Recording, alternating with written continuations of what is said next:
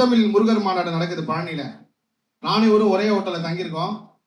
அப்போ நிகழ்ச்சி எல்லாம் முடிஞ்சிட்டு கிளம்பும் போதே அவங்க அறிமுகம் வர நான் சொன்னேன், ஐயா உங்களோட பேச்சுக்கு வந்து நான் ரொம்ப பெரிய ரசிகர், மிகப்பெரிய அளவுக்கு நான் வந்து உங்களோட பேச்செல்லாம் பார்த்துட்டு ரொம்ப சந்தோஷம். அப்பதான் எங்களுக்குள்ள பழக்கம் ஆகுது.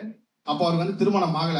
அப்புறம் அவரும் முருக பக்தி சொல்றேன், நானும் முருக பக்தி சொல்றேன். நான் சொன்னேன், ஐயா நீங்களாவது முருக பக்தர்ன்றது ஒரு அங்கீகாரம் இருக்கு, நானும் அது கூட தகுதி கிடையாது.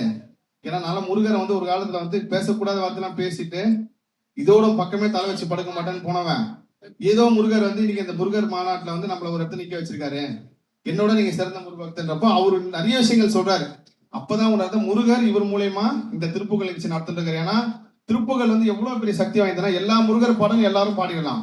ஆனா திருப்புகழ் பாடல் நினைக்கிறதே மிகப்பெரிய வரம். அது எப்படின்னா, எப்படி வந்து நெருப்பு வந்து எல்லா விஷயத்தையும் தன்னோட நெருப்பாக்கிட்டேன்னு சொல்லுவாங்க. அந்த மாதிரி திருப்புகழ் எவ்வளவு பவர். திருத்தணியில அந்த ஒரு பாடல்ல வரும், துதுக்கி மாறி வரைக்கும் கிடைக்க நினைப்பேன். அந்த பாடலோட சக்தியே வந்து மிகப்பெரிய சக்தி. அப்படி இருக்கும்போது திருப்புகளை இவர் பாடுறாரு பேசுறாருன்றப்ப இந்த நிகழ்ச்சி நடக்குது. அப்ப நான் சொல்றேன், ஐயா இந்த மாதிரி எல்லா நிகழ்ச்சியும் நடக்குது முருகர் சம்பந்தமா, இந்த நிகழ்ச்சியில சிறப்பா எனக்கு ஒண்ணு செய்வீங்களா அப்படின்னு சொல்லி கேட்டேன்.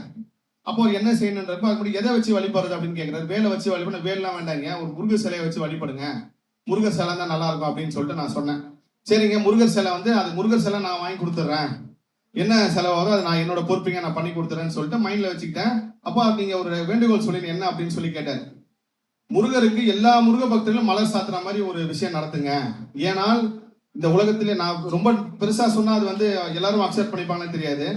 உலகத்துல முக்கியமான சில தெய்வங்களுக்கு வந்து தீட்டுன்றது ஒன்று கிடையவே கிடையாது. அது முருகப்பெருமான் ஒண்ணு. அவர் பிறந்தோடனே கார்த்திகை பெண்கள்லாம் வளர்த்தாங்க. எந்த தீட்டும் இல்லாதவர் தான் முருகர் கோயில். கோவில்ல இருக்கிற முருகருக்கு வேணா ஆகம விதிகள்லாம் இருக்குல்ல, ஆனா உங்க உள்ளத்துல இருக்கிற முருகருக்கு எந்த தீட்டுமே கிடையாது. நீங்க அவர் எப்படி வேணாலும் நீங்க வணங்கலாம்.